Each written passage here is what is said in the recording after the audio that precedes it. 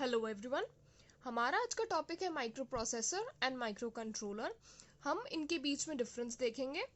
पहले मैं आपको सारा एक्सप्लेन कर दूंगी, उसके बाद टैबुलेटेड फॉर्म में नोट्स प्रोवाइड कर दूंगी। तो हमारा सबसे पहले देखते हैं माइक्रो कंट्रोलर। माइक्रो कंट्रोलर क्या होता है? एक हमारी इंटीग्रेटेड चिप होती है, उसी पे सारे के सारे कंपोनेंट्स होते हैं, चाहे वो सीपीयू हो, रैम हो, ROM, input output ports, timer, सब कुछ एक ही चिप पे होता है माइक्रो कंट्रोलर में।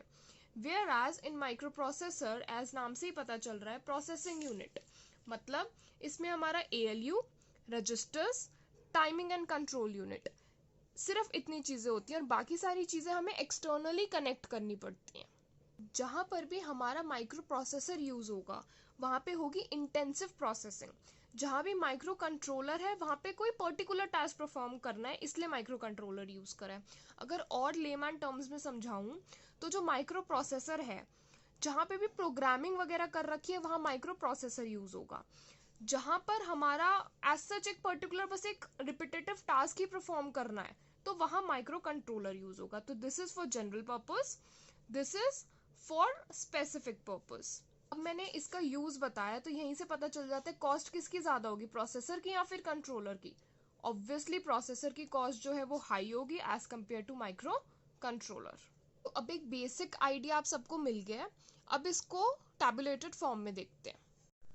अब हम माइक्रो प्रोसेसर और माइक्रो कंट्रोलर के बीच में डिफरेंस देखते हैं। सबसे पहले डिफरेंस उनकी डेफिनेशंस ही हैं।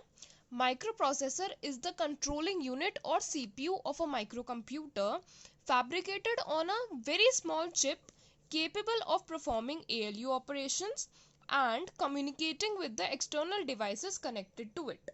तो हमारा माइक्रोप्रोसेसर में ALU, registers, timing and control unit, ये चीजें हमारी एक चिप पे होती हैं, बाकी सब चीजें एक्सटर्नली हमें कनेक्ट करनी होंगी। Whereas in microcontroller is highly integrated chip that contains all the components such as CPU, RAM, ROM, input-output ports and timer is called a microcontroller. सब कुछ एक ही चिप पे है। बाकी के डिफरेंसेस देखते हैं। माइक्रो प्रोसेसर हमारा ऐसी जगह पे यूज होगा जहाँ पे इंटेंसिव प्रोसेसिंग रिक्वायर्ड है।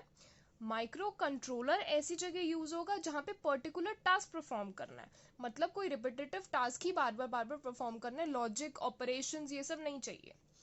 माइक्रो प्रोसेसर की जो प्रोसेसिंग पावर है वो हायर है as compare to micro controller. Micro processor में मेमोरी वगैरह सब कुछ एक्सटर्नली कनेक्ट करनी है। अब एक्सटर्नल कनेक्ट कर रहे हैं तो उसका साइज भी हम देखेंगे तो इट इज फ्लेक्सिबल, हम कम भी कर सकते हैं और उसे एक्सटेंड करके बढ़ा भी सकते हैं। Whereas in micro controller हमारी इंटरनल मेमोरी है, सो इट इज लिमिटेड। हमारा जो साइज है माइक्रो प्रोसेसर का वो बड़ा है as compare to micro controller.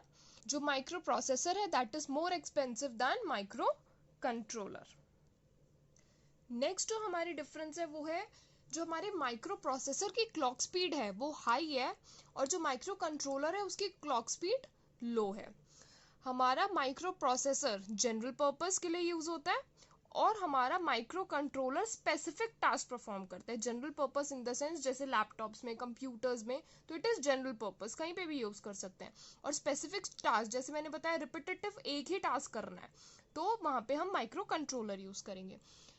Microprocessors are used in personal computers and laptops, whereas microcontrollers are used in microwave oven, digital camera, washing machines. अब washing machine में क्या है, एक तरीके का ही टास्क बार बार परफॉर्म करने तो हम माइक्रो कंट्रोलर की चिप लगा देंगे, उसमें एक बार प्रोग्रामिंग हो जाएगी और टास्क रिपीटेटिवली परफॉर्म कर देगा।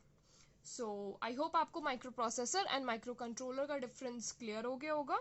So thank you.